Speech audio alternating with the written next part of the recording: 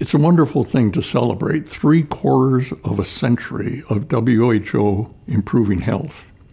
I became interested as a teenager 70 years ago and actually wrote WHO, and I've been following their career ever since. And one of the big things in that history is smallpox eradication.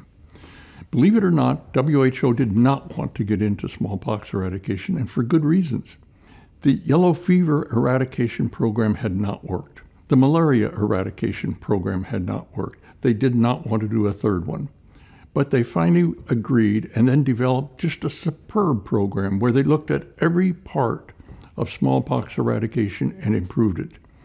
They came up with standards for vaccine and would not accept any vaccine that did not meet those standards.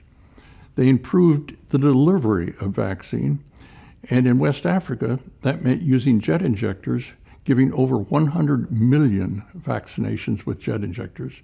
And then came bifurcated needles, just an absolute miracle.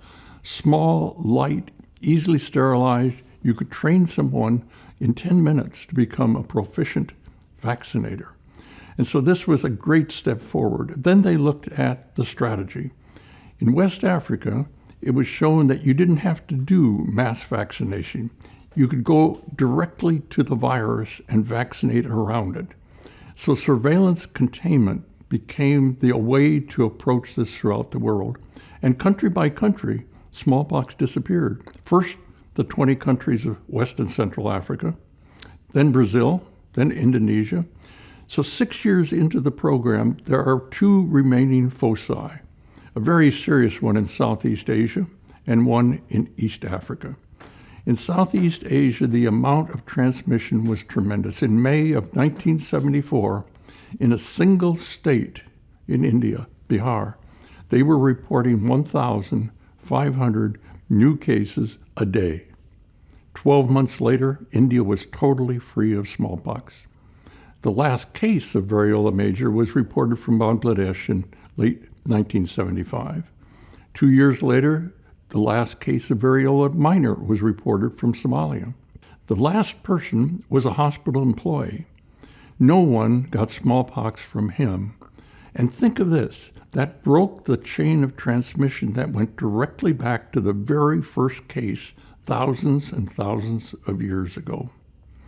Some people have put together the lessons of smallpox eradication, and these are now available free, a curriculum to help in other public health programs at 9lessons.org.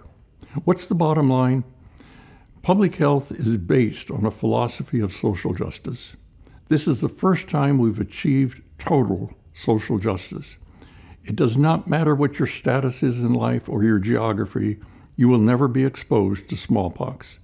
This was a gift to the future, and WHO showed that they could be a great ancestor. Thank you.